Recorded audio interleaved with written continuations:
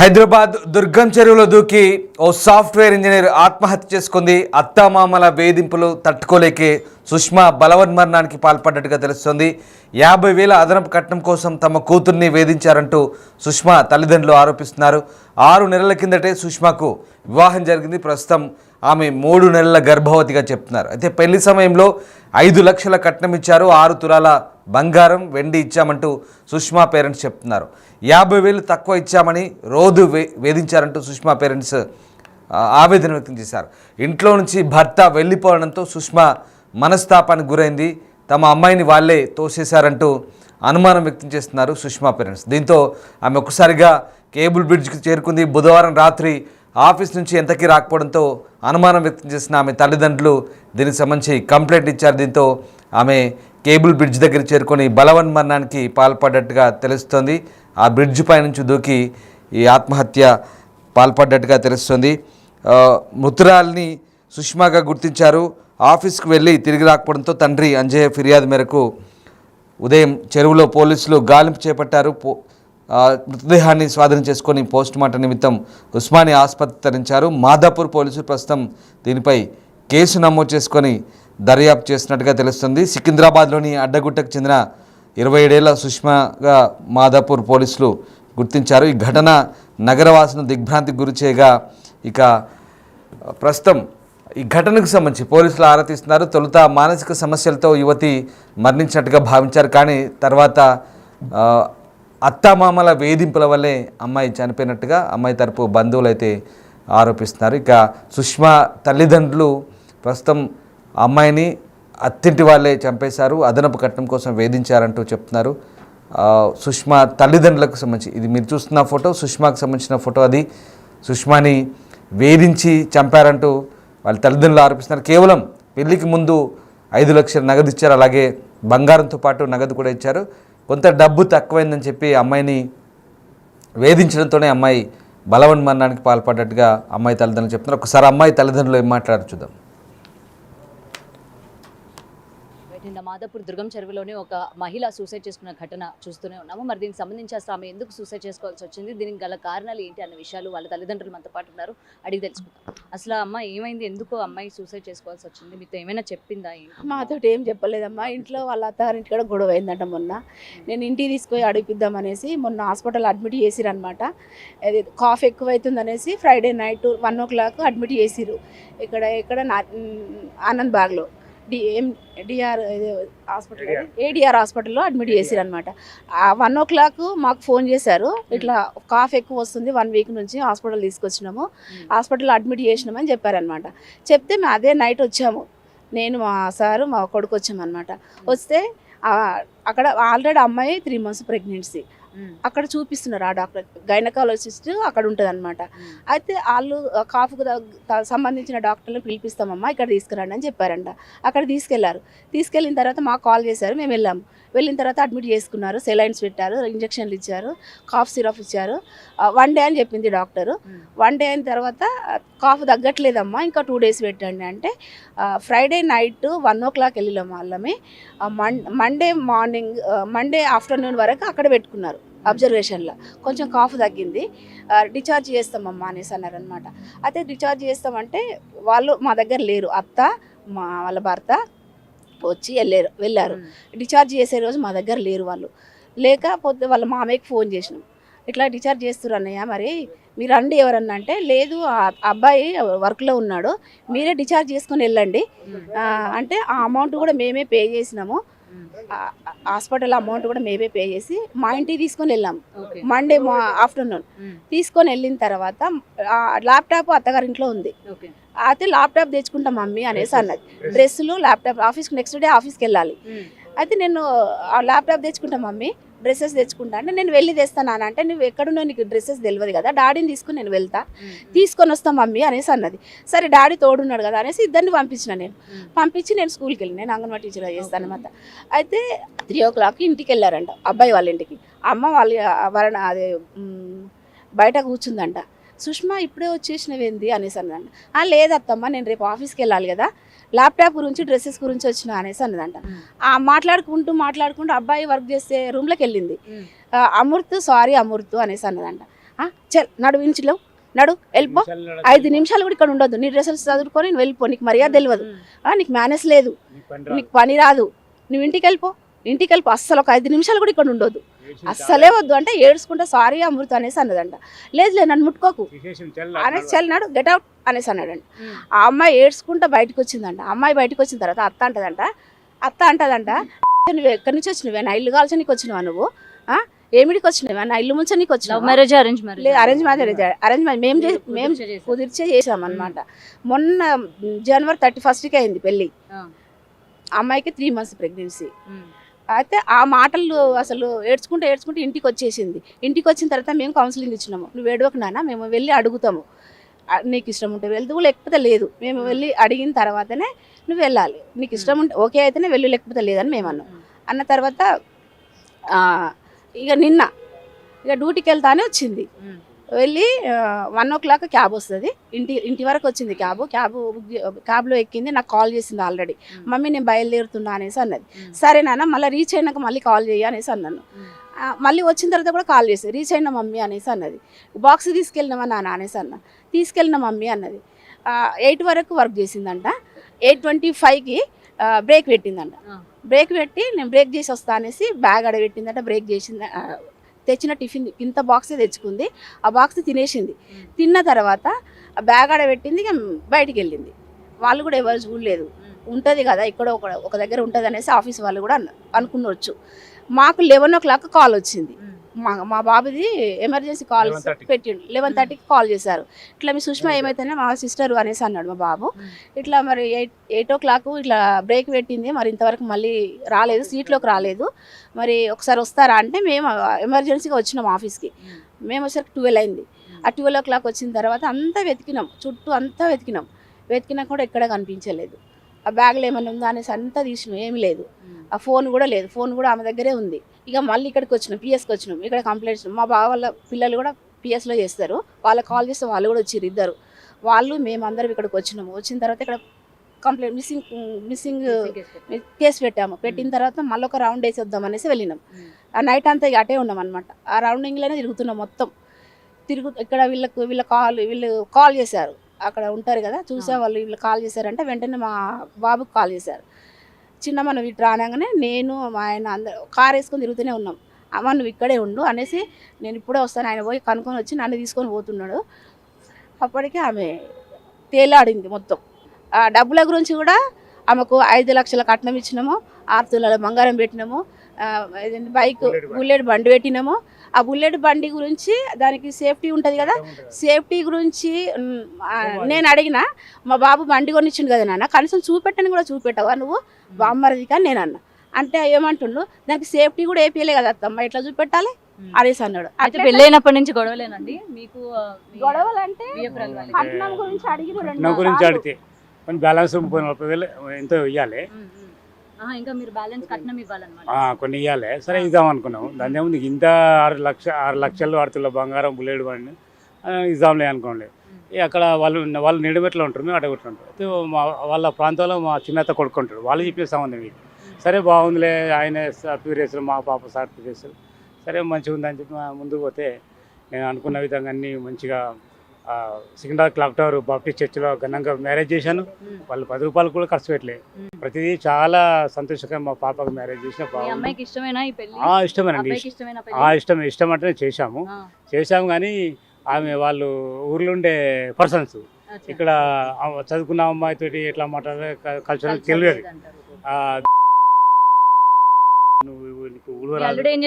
ఆయన సాఫ్ట్వేర్ చేస్తాడు, ఇంటి నుండి వేస్తాడు, 2 రోజులకి ఇక్కడికి వస్తాడట. ఇక్కడ ఎక్కువ ఆఫీస్ మనకి తెలియదు. మా బాబు అయితే రెగ్యులర్ వస్తుంది. ఇక్కడ ఎప్పుడన్నా డిసప్పాయింట్ ఉంటే సార్ ఈ మేనేజర్ సార్ ఈ ఒక్కరోజు రాలేదంటే అప్పుడు ఇస్తాడు, కానీ రెగ్యులర్ ఇక్కడికి వస్తుంది. ఈ దుర్గంచి రావతలకే. ఇప్పుడు మీ అల్లుడు మీ అమ్మాయి సఖ్యతగా లేరు, మీరు ఆల్రెడీ పాపని తీసుకెళ్ళినప్పుడు కూడా మీ అల్లుడు ఇలా తిట్టారు అని చెప్పారు కదా, కేవలం కట్నం డబ్బులు సగం ఇవ్వడం వలన గొడవలు జరుగుతూ ఉండేవా, లేకపోతే మీ అల్లుడికి మీ కూతురికి మధ్య ఇంకేమైనా ఇష్యూస్ ఏమైనా? వాళ్ళ అమ్మ నాన్న మాట వింటారండి, పాప వాళ్ళ వైఫ్ మాట వినడు ఆయనే.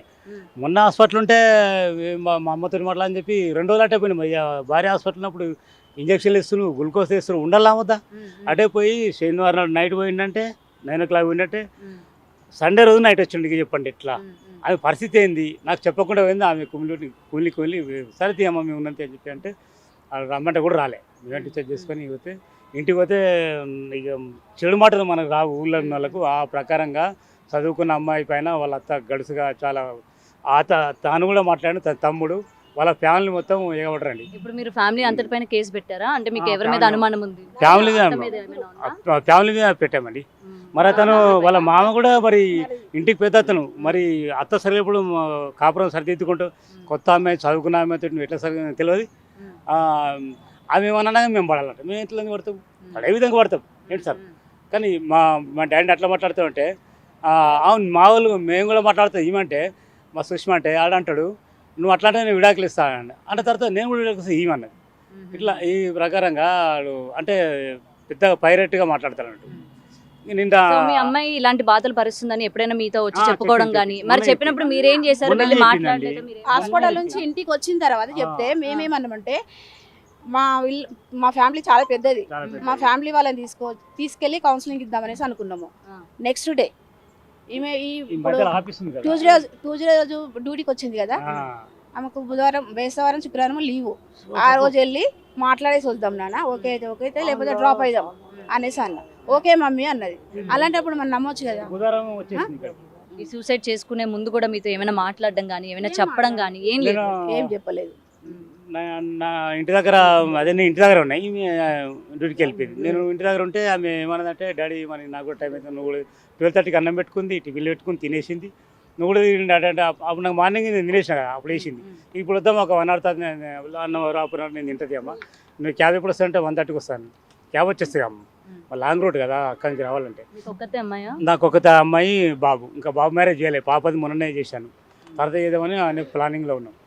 అయితే ఈ విధంగా ఆమె 1:30 క్యాబ్ వచ్చేసింది వచ్చేసింది అల్లడిగా. ఇక్కడికి వస్తే 3 అయిందేమో మళ్ళీ నాకు ఫోన్ చేసింది డాడీ నేను రీచ్ అయినా పోయేటప్పుడు డాడీ బాయ్ అని చెప్పింది. నేను రీచ్ అయినా అని చెప్పి ఇక్కడ కూడా అయిపోయింది ఆఫీస్కి వచ్చినాక 3 o'clock.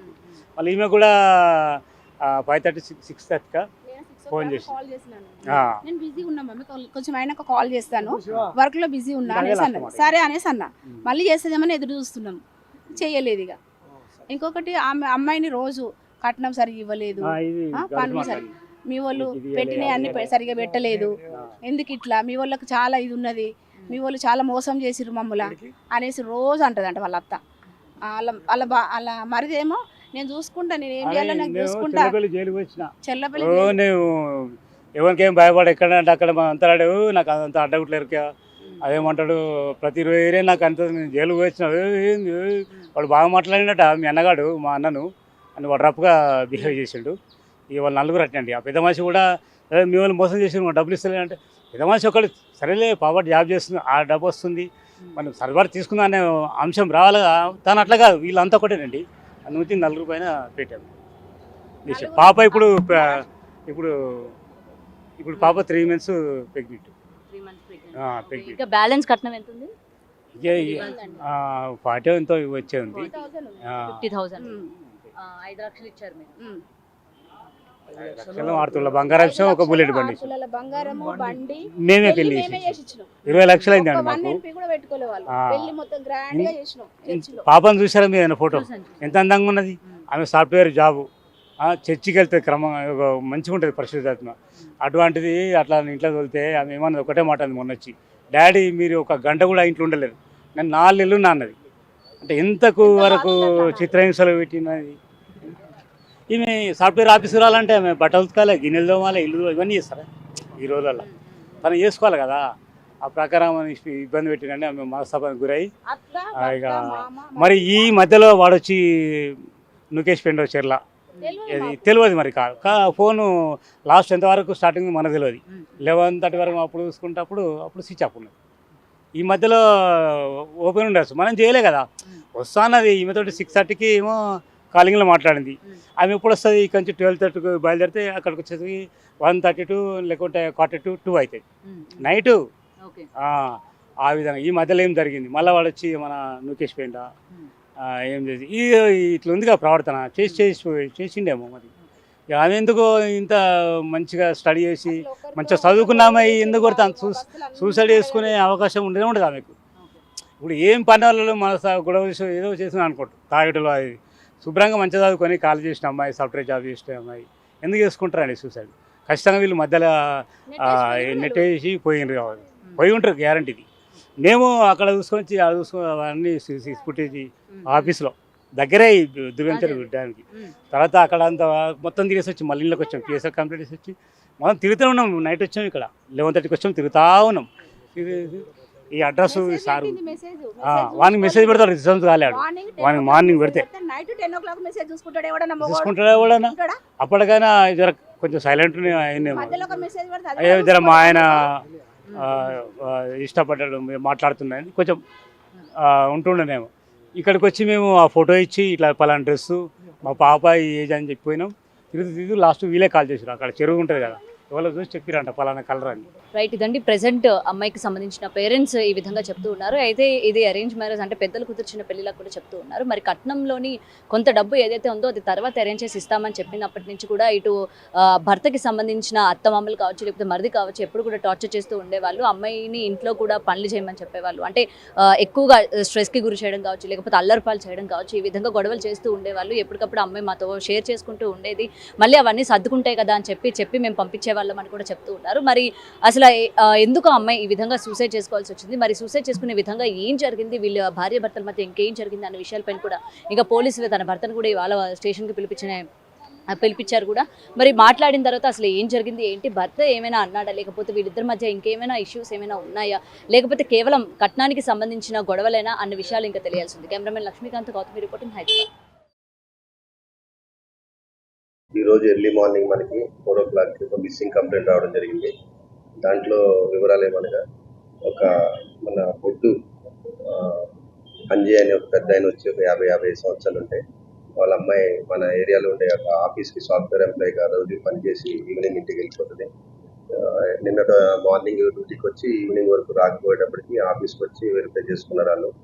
కానీ ఇంటికి రాకపోవడంతో మనకి ఎర్లీ మార్నింగ్ 4 o'clock వచ్చి మా అమ్మాయి మిస్ అయిందని, ఆవిడ పేరు సుష్మా అన్నమాట, 27 years ఉంటాయి, సాఫ్ట్వేర్ ఎంప్లాయ్. ఆల్రెడీ వీడికి మ్యారేజ్ అయింది. లాస్ట్ జనవరి 31st మ్యారేజ్ కావడం జరిగింది. అప్పటి నుంచి వాళ్ళ భర్తతోటే ఉంటుంది. నిన్న ఆఫీస్కి రావడంతో ఇంటికి రాకపోవడంతో మనకి మిస్సింగ్ కంప్లైంట్ ఇస్తే ఎర్లీ మార్నింగ్ మనం 4 o'clock missing complaint women missing case ఇనిషియల్గా కేసు ఇచ్చడం జరిగింది.